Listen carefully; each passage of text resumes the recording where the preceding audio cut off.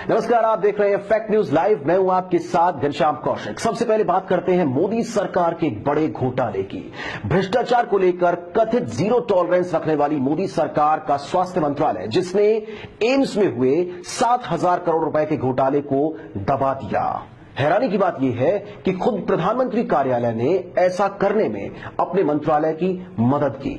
AIIMS में हुए इस 7,000 करोड़ रुपए के घोटाले को सिलसिलेवार तरीके से समझने के लिए ये रिपोर्ट देखिए। एम्स में 7,000 करोड़ के घोटाले को अंजाम दिया जाता है और इसके आरोप लगते हैं एम्स के डिप्टी डायरेक्टर विनीत चौधरी पर। एम्स के chief vigilance officer Sanjeev Chaturvedi ने इस घोटाले का पर्दाफाश किया और जांच शुरू कर दी। इस घोटाले की कहानी शुरू होती है एम्स के इस परिसर से, जहां एम्स के इंफ्रास्ट्रक्चर और डेवलपमेंट के नाम पर 7,000 करोड़ रुपए का घोटाला अंजाम दिया जाता है। एम्स के प्रशासनिक विभाग में डिप्टी डायरेक्टर के पद पर बैठे विनीत चौधरी पर इस घोटाले के सीधे आरोप लगते हैं। हरियाणा के झज्जर जिले में बने एम्स के नजदीक ही कैंसर अस्पताल के लिए जमीन की खरीद में भारी गड़बड़ियां पाई जाती हैं।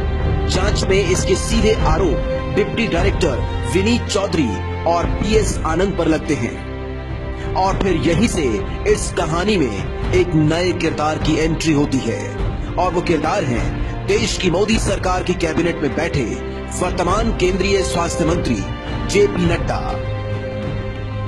विनीत चौधरी को बचाने और इस घोटाले को दबाने के लिए बीजेपी सांसद जेपी नड्डा जी जान से जुट जाते हैं। इस घोटाले की जांच कर रहे एम्स के chief vigilance officer Sanjeev Chaturvedi को एम्स से बाहर निकालने और इस घोटाले की जांच से अलग करने के लिए जेपी नड्डा लगातार अलग अलग स्तर पर चिट्ठियां भेजना शुरू करते हैं। चाहे वो संसद की स्टैंडिंग कमेटी हो या फिर स्वास्थ्य मंत्रालय, इस घोटाले को दबाने के लिए बीजेपी सांसद जेपी नड्डा ने अपनी पूरी ताकत लगा दी, लेकिन बात बन नहीं रही थी। एम्स घोटाले की इस पूरी कहानी का अगला पड़ाव था स्वास्थ्य मंत्रालय। जब जेपी नड्डा की गुजारिश को उस वक्त के स्वास्थ्य मंत्री डॉक्टर हर्षवर्धन ने मानने से इनकार कर दिया, तो पूरा मामला पहुंचा मोदी दरबार में। और फिर प्रधानमंत्री नरेंद्र मोदी ने डॉक्टर हर्षवर्धन को मंत्री पद से हटाकर इस स्वास्थ्य मंत्रालय की कमान जेपी नड्डा को ही सौंप दी। और फिर शुरू हुआ एम्स घोटाले को रफा दफा करने का खेल। इस घोटाले की जांच से विजिलेंस ऑफिसर संजीव चतुर्वेदी को अलग कर दिया गया था और इस घोटाले की फाइल को स्वास्थ्य मंत्रालय से निकालकर कार्मिक मंत्रालय को भेज दिया गया। अब सवाल यह था कि कार्मिक मंत्रालय इस मामले को लेकर करेगा क्या। आपकी जानकारी के लिए बता दें कि कार्मिक मंत्रालय यहां पीछे मौजूद प्राइम मिनिस्टर्स ऑफिस के अंडर आता है और प्रधानमंत्री कार्यालय ने 7,000 करोड़ रुपए के इस एम्स घोटाले में विनीत चौधरी को क्लीन चिट दे दी। इस मामले की जांच सरकार के तोते यानी सीबीआई के पास भी पहुंच चुकी थी, लेकिन जब कोर्ट ने सीबीआई से इसकी जांच के बारे में पूछा तो सीबीआई का जवाब हैरान करने वाला था।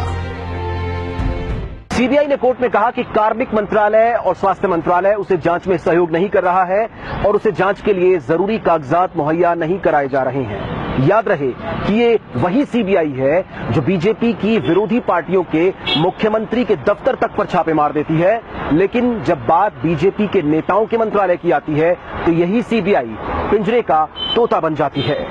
दिल्ली से कैमरामैन कृष्णा के साथ मैं Ghanshyam Kaushik, fact news live. तो देखा आपने किस तरह से मोदी सरकार के मंत्री और खुद प्रधानमंत्री नरेंद्र मोदी ने एम्स में हुए 7,000 करोड़ रुपए के घोटाले को दबा दिया और इस घोटाले के आरोपी विनीत चौधरी को बेदाग बाहर निकाल लिया। किसी ने ठीक ही कहा है, चोर चोर मौसेरे भाई।